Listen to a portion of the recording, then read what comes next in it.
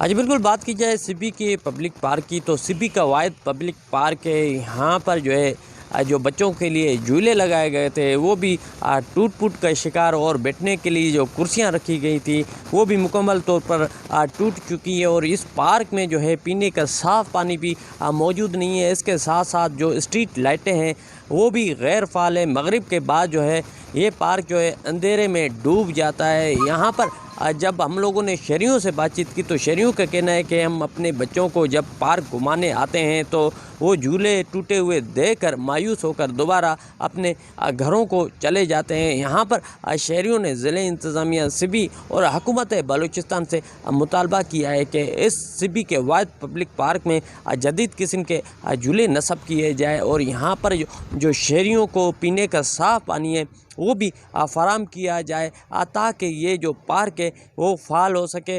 دن بدن یہ پارک غیر فعال ہوتا جا رہا ہے۔ یہاں پر حکومت بلوچستان کو چاہیے اور ضلع انتظامیہ سبی کو چاہیے کہ سبی کے پبلک پارک میں جھولے بھی نصب کیے جائے، اور بیٹھنے کے لیے جو کرسیاں ہیں وہ بھی لگائی جائیں تاکہ شہری اپنے چند وقت کے لیے پارک میں گزار سکے۔ کیمرہ ٹیم کے ساتھ رپورٹر ظہور مکسی، ساتھی رپورٹر یار علی کے ساتھ وش نیوز سبی۔